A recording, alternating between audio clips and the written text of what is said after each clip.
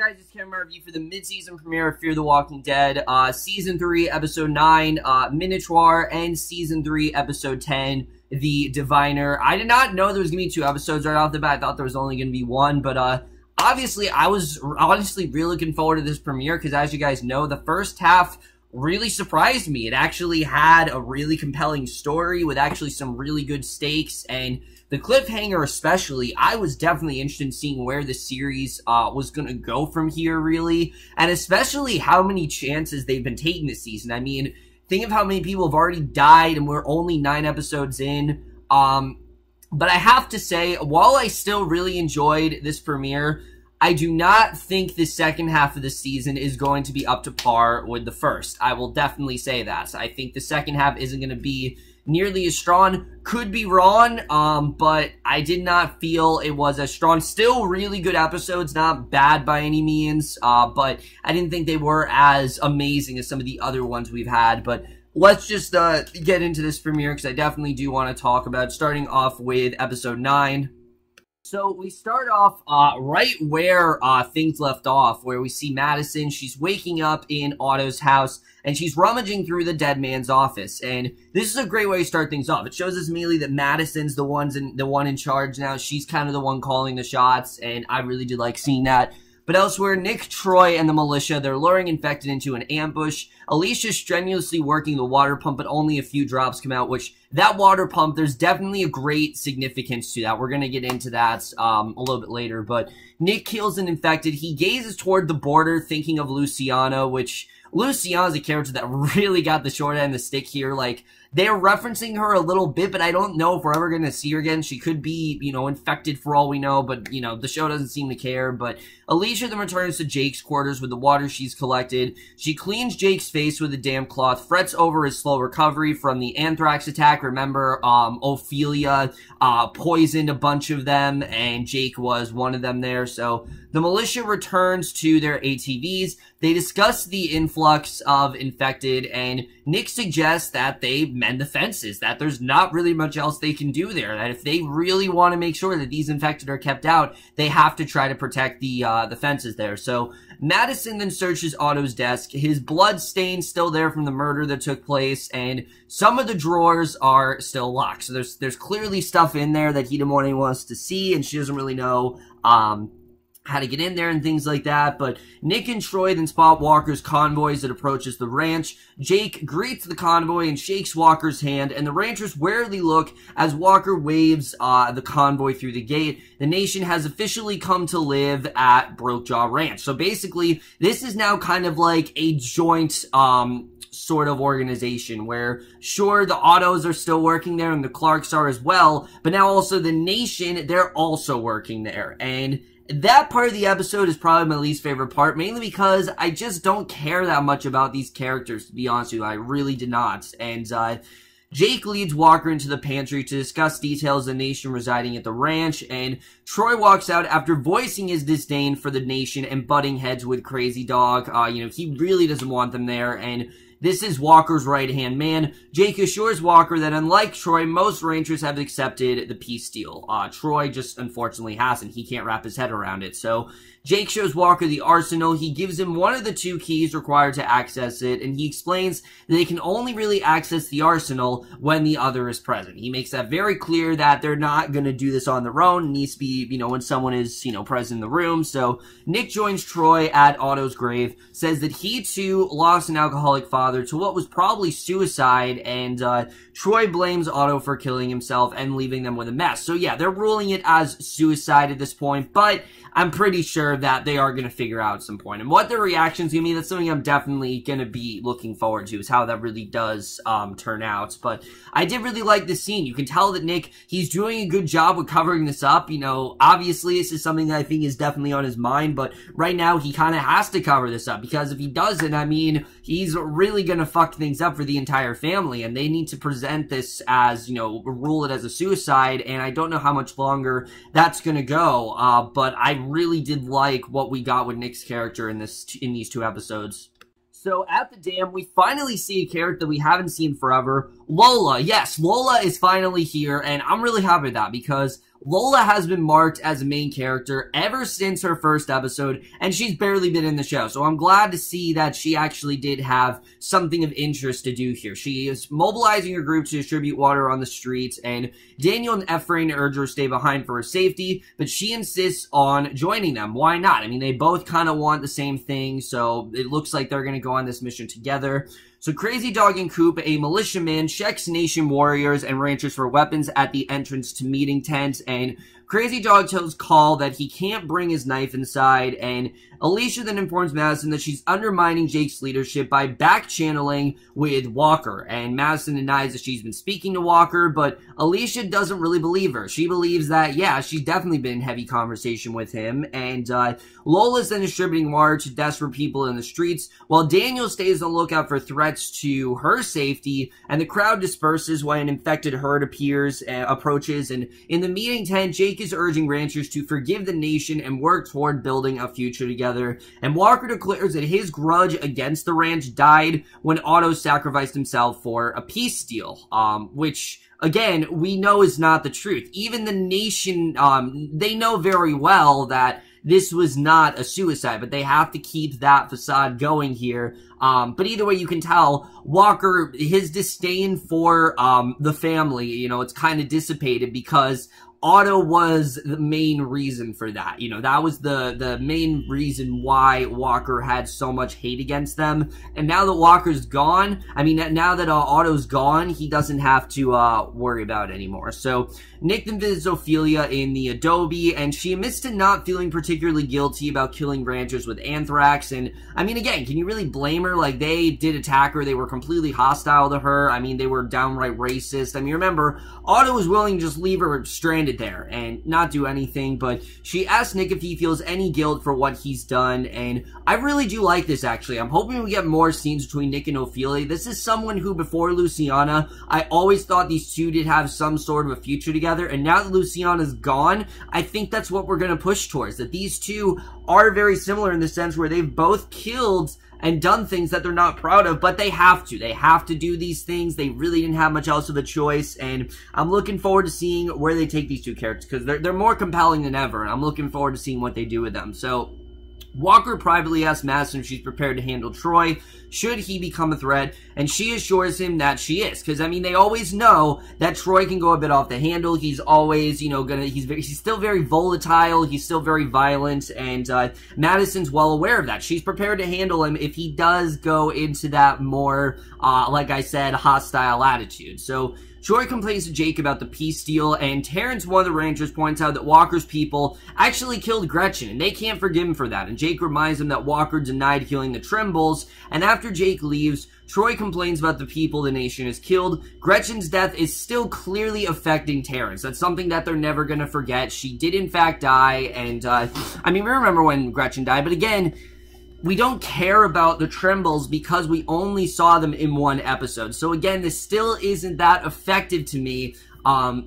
simply because I don't think we got to know these characters enough. Like, again, if they would have waited to kill Gretchen, like, the penultimate episode, then yeah, I definitely would have been affected by it, but they literally killed them in the same episode they introduced them in, so that really didn't work for me at all. This plotline still really isn't doing much, and, again, for me, I'm just not really feeling that effective when it comes to the Trimbles here. So Alycia finds Walker burying his father's remains in the desert, and she tells him to deal directly with Jake and not Madison. Do not take orders from her, and at this point we're like, why not? Why not just listen to Madison? But it makes more sense when we get to the next episode. We're going to get into that, but I really am liking the way that Alycia is becoming her own sort of leader. I'm really liking that about her character. I've always really enjoyed Alycia as a character, and it really just seems like as the seasons go on, she gets more and more interesting, and I always love that about her. But Madison pries open a drawer in Otto's desk. She finds documents detailing current water levels at the ranch, and Terrence walks up to Crazy Dog. He pulls a gun from his hoodie. Crazy Dog then spins around, knocking the gun away from him, and a stray bullet then hits a member of the nation. Crazy Dog locks Terrence in a chokehold, nearly chokes him to death, but releases his victim when Walker does step in. Walker, you know, he's trying to keep the peace here. He doesn't want all this violence. So, again, Crazy Dog could end up being a problem, just like Troy could be a problem. So, Alycia informs Walker that Terrence might asphyxiate from a crushed throat, and Walker worries that other ranchers will follow Terrence's example and demands the second arsenal key from Jake so that his people can arm themselves. And Madison takes Walker's side, urges Jake to let the nation control the weapons and sweep the ranch for all remaining weapons, and Jake reluctantly gives Walker the key. You can tell he really doesn't want to, but he kind of has to. I mean, again, he's not necessarily in charge now. Walker really is in charge, and he has to try to keep things in a peaceful manner. So, basically, the militia and Walker's warriors collect weapons from all the other ranchers. Nick tells Madison that he can handle Troy, but Madison worries that Troy will kill Nick if he finds out that Nick killed Otto, and Nick is not sure what reaction he's really going to have, which, I mean, I would not expect it to be a good one. It's definitely, you know, Troy, we know how much he tends to fly off the handle, so I myself would be very worried as well. But Madison, Nick, and Walker, they go to Otto's house to collect weapons from Troy, and when Walker heads upstairs to check the house, Troy grabs a gun from Otto's desk, ordering everyone out. Nick stands in the way of Troy, who fires a warning shot into the ceiling, and everyone clears out, and Nick stays behind with Troy. So Madison promises Walker she can fix the situation with Troy and Nick, and inside he opens a cache of weapons, and he suggests they snipe Walker's people from upstairs, and Nick urges Troy to honor Otto's self-sacrifice and stand down, and Troy's mind is made up, and he hands Nick a rifle. So again, this bonding between these two, it's all good and done, but again, Nick is the reason why his father is dead, and that's kind of what's so crazy about this scene, is how long is this going to go on? Obviously, there's this bonding right now, and everything's, you know, they're very buddy-buddy at this point, but how long is Troy going to be able to keep this up? I mean, eventually, he's got to find out at some point. I'm definitely interested in seeing what's going to happen there, but Madison urges Troy and Nick to disarm, but they're interrupted by gunfire from the nation. Troy then fires back. Someone pulls Madison out of harm's way. Walker's men then enter Otto's home, and they open fire. Troy saves Nick from Crazy Dog, gets a knife through the hand in the process, and Nick and Troy then take cover in an upstairs bedroom. Troy prepares for his final stand, and at the dam, we see Lola. She's counseling Daniel to stop looking for Ophelia. She needs him and is very worried his hope is only going to lead to heartbreak. And I really like this scene because, as we know, Daniel doesn't know if Ophelia is alive. And in the case that she's not, at least he does have someone like Lola. And I definitely am really liking the bonding between these two. Like I said, one of my complaints the first half of the season, I don't think they focused on this plot line enough. And it already seems like they're doing a lot more with it here. And I'm definitely happy about that.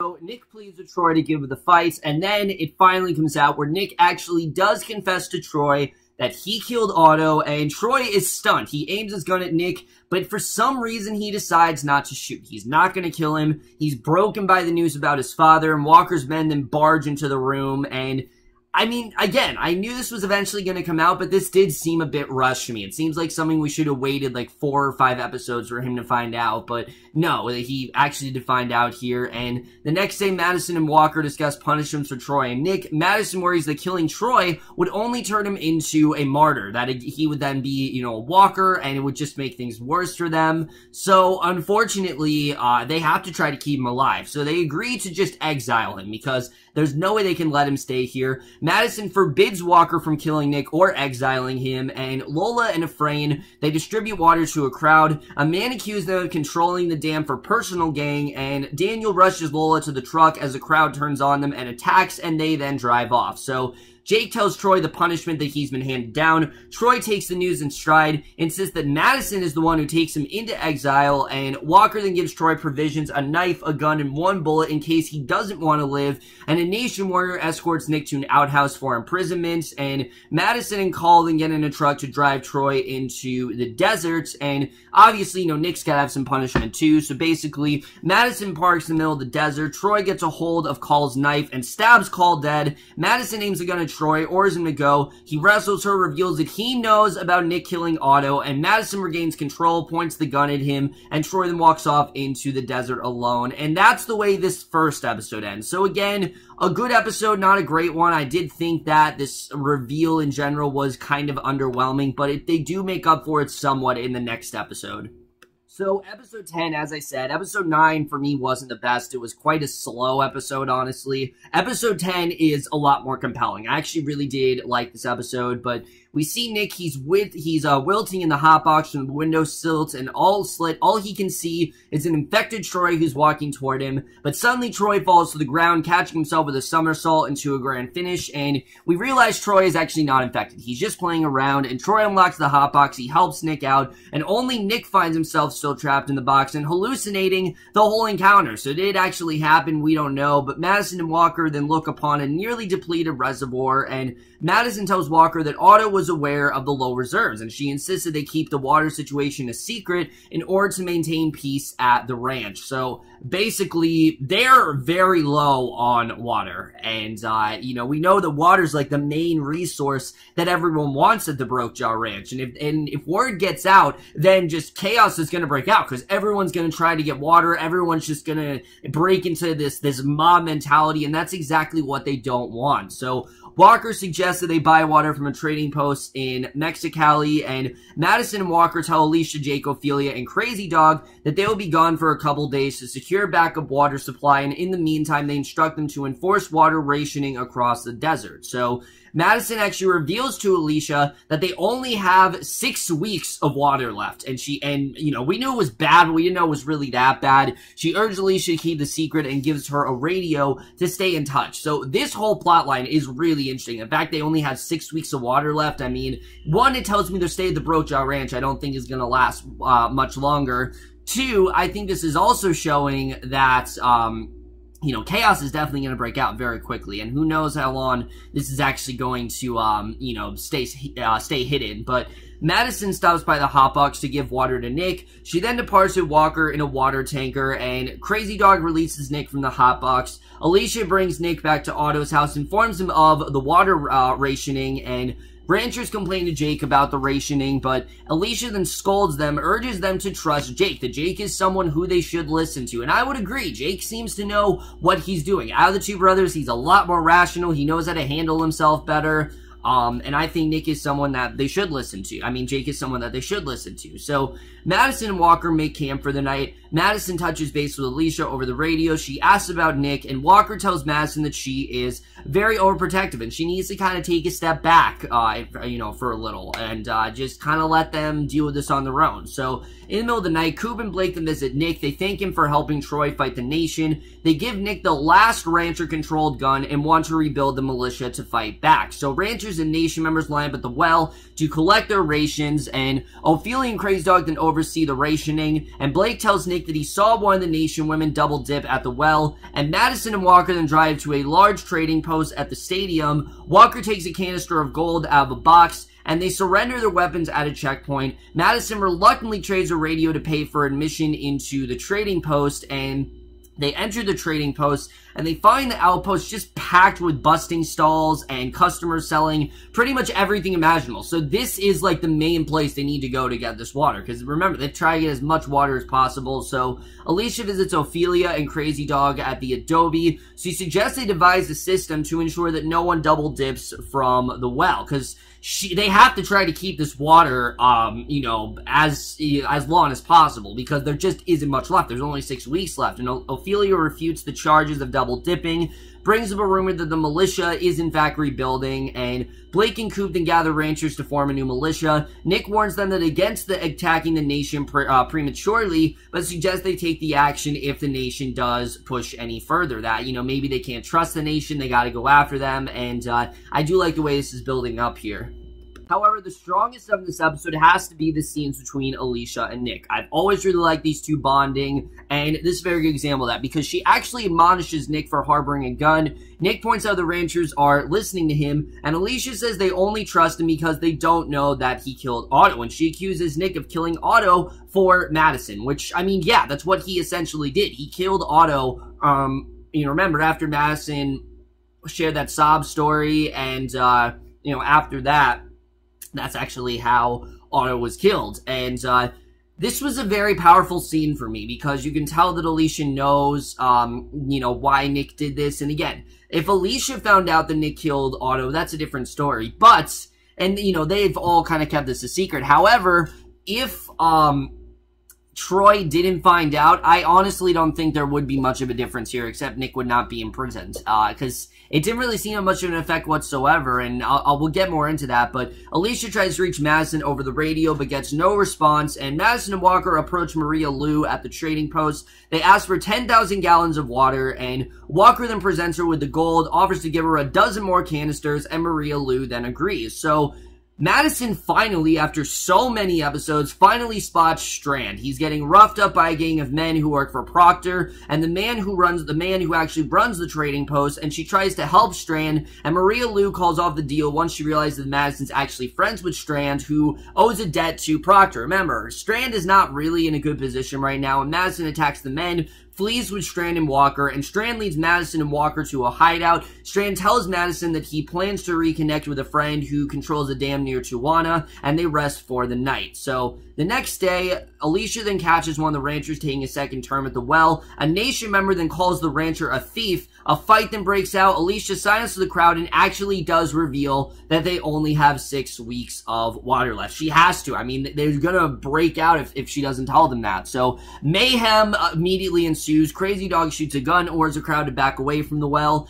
Nick guards the well with his gun, joined by other ranchers, and Ophelia convinces Crazy Dog to back off. And, again, I did feel this was a little bit rushed, but honestly, it did make this episode a little more interesting. So, Walker follows Maria Lou around the trading post, trying to keep a low profile, and Madison catches up with Strand in the hideout. Strand, learning of Travis's death, actually does console her. Now, how he found out, I don't know. I really don't understand how he found out about Travis's death. I mean, to my knowledge, the only person he talked to was Daniel. That was it. He didn't talk to anyone else, so I don't know how he really found out about this, but whatever, I digress. Guards then barge in with Walker as their captive. Walker says the guards actually had threatened to kill them, and a guard tells Madison that Strand must pay off his debt to Proctor by defending the front gate from the infected, and that's basically what he has to do here. You know, that's the only way he's gonna have to do that.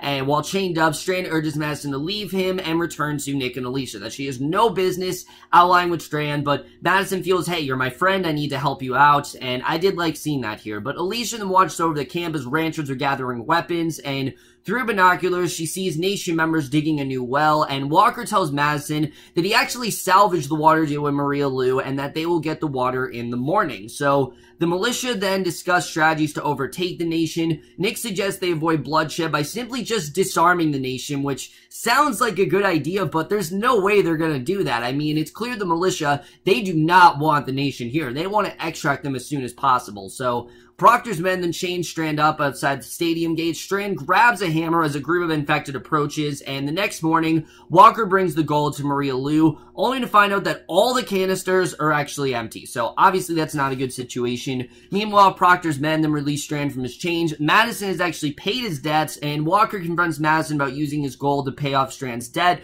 She reasons that the water tanker was just a short-term solution, and that Strand can actually lead them to a longer-term solution, which is, of course, a dam. They need a dam, and Nick and the militia then sneak up to the adobe with guns. They see Alycia digging a new well with the Nation, and Coop tells Nick to remove her from harm's way. Just keep her out of it because she's not safe there. And inside the adobe, Ophelia and Crazy Dog lie in wait for the militia, ready to counterattack. Nick gives his gun to Blake and joins Alycia. Crazy Dog and Ophelia leave their weapons behind. They go outside. And the other ranchers and Nation members, they all join together to dig, trying to find any resources they can. And that is the way this premiere ends. But let's just get into it and where it's going to take us into the rest of the season. So, like I said, guys, was this a bad premiere? No. It wasn't even just an okay premiere. It was genuinely a really good premiere. There were a lot of things I definitely really did like here, and I'm going to get into those things right now. First of all, this whole water situation is really interesting. The fact that they have limited resources, they only have 6 weeks of water left, I do think is very interesting here, the way that Walker and Madison are trying to do something about. But as we know, Madison wants to help Strand. I mean, Strand's been a prisoner all this time, and no one's really done anything for him. I mean, Daniel briefly helped him, but at the same time, Daniel just kind of left him there because he's focused on finding Ophelia, and he's not letting Strand get in his way. And, you know, basically it looks like Madison does want to help him out here, even though they need to kind of let him be. We'll have to see the way that really does turn out. But I'm assuming that, you know, they need to try to find a dam, obviously, because that's really the place they can find the most water, and we'll have to see how that really does turn out here. I also really like this, you know, kind of partnership between Walker and Madison. I like the way that Walker is kind of telling her to pull back a bit, but at the same time, you know, Madison tells Walker, look, you don't have children. You can't really tell me what to do. And I definitely do like how they both do kind of have their own agency in this group. They're both kind of doing their own thing, and I definitely did like seeing. I thought that was really good. The stuff between Nick and Alycia, I definitely really did like. I like this partnership that they have. I like that they're kind of forced to take over the ranch. I think all that stuff is definitely very interesting. And then the fact that the militia do want to take a strike at the nation, I do think is a very interesting plot line. But now we get to my main problem with these two episodes, and that is that I thought both these episodes were quite rushed, honestly. I really did, especially episode 9. I mean, I understand that Nick is eventually going to tell someone, but I don't think he should have told Troy. Troy's like the one person that we wanted to see, you know, later. Like, I think Troy's the one person you should have waited on. He should have told someone, like, say, Ophelia, which Ophelia obviously knew, but he should have told someone that wasn't Troy. I don't know who it could have been, but telling Troy just felt like it was way too early for that. And even in that, it didn't really have much of an impact whatsoever. And, you know, it really did kind of disappoint me because I was looking forward to seeing Troy's reaction. How is he going to react? And, you know, I do think Troy is going to end up dying this season. I don't see him getting out after this season, but it just felt like a very underwhelming reveal. So I really was not that into that, I have to say. It really did kind of lower my enjoyment of these two episodes because it just didn't do much of anything. I didn't really love that. And then the whole thing, like I said, with the nation, I understand they want to take a strike at, you know, the militia want to take a strike at them, but it just feels too early. I mean, the nation seems like they've only been their allies for like 2 minutes, so why can't they just, you know, do what they can and just, you know, see how this works with the nation. I get it that they obviously, you know, they have a grudge against them and that they did kill the Trimbles, but again, I don't care about the Trimbles. I really don't. We saw them for like 2 episodes and I don't really care about them. And I wish I did. I really wish I did. But that's like the main reason that they want to take them out. It just isn't strong enough of a reason for me. So we'll have to see the way that turns out. I'm glad that Jake at least doesn't know. That Jake doesn't know about them killing Otto. So we'll have to see how his reaction's going to be. I'd imagine he'd be a little bit more composed about it. But then again, Troy reacted in a very out of character way. I mean, I thought he was getting very hostile, but he was actually very composed. And I didn't really understand that. I did not understand the way that Troy really did react. I thought he was going to get, like, really violent, and for some reason he didn't. I really didn't understand that, honestly. I do really like this bonding between Nick and Ophelia, I have to say, because they both have done very similar things that they're not proud of. They both have done some very violent stuff, and, you know, you can tell that Nick, he's very regretful of what he did. Ophelia's very regretful of what she did, and like I said, I really do like how this is kind of putting these two together. I definitely really do enjoy that. I'm interested in seeing really where their whole relationship is kind of going to go. I'm very into that whole part of the episode. We'll have to see where that really does take us. And then as far as everything going on with Daniel and Lola, I'm glad to see we're focusing more on these two. We didn't see him at all in the second episode, but I'm glad to see we got something with them here, especially Lola. She's been such a, you know, she hasn't really even been a character. She's been more of a plot device, honestly, so I'm glad to see she actually does have something to do here, and she's gonna help Daniel, but she's also trying to tell him, look, if you don't find your daughter, you know, you can't let this get to you. You know, she might not be out there, and we might need to change the mission a little bit. So we'll have to see the way that really does. And I think overall it's going to be very interesting. Like I said, these 2 episodes I still definitely did enjoy. They just weren't some of the best, honestly. I thought they could have been a lot better. I thought they honestly were both very rushed. And like I said, I do think the second half of the season is not going to be as strong as the first half, evidenced by these 2 episodes. So now I'm going to rate both episodes as a whole. So for Season 3, Episode 9, Minotaur, I unfortunately I'm going to give that episode a B-. Probably my least favorite episode of the season, honestly. Just not the hugest fan of that one. And then for Season 3, Episode 10, The Diviner, I am going to give that episode a solid B. So over, guys, we the mid-season premiere of Fear the Walking Dead. The most guys saw this premiere overall. Loved your thoughts on it. Did you like it? Did you not like it? Like I said, I really do hope that this stuff actually does have some sort of impact. It's not just, oh, Nick told Troy and that's the end of it. I do want to see something more come out of it, and I feel like it will, but we'll have to see the way that really does turn out. Also, guys, how the fuck does Strand know that Madison killed Travis? It doesn't make any sense to me, but again, that's just a plot hole, and I don't really understand that. This show is, like, filled with plot holes, but that's in my review. Hope you enjoyed. We'll see you guys in my next video, and we'll see you guys for that. Okay, bye.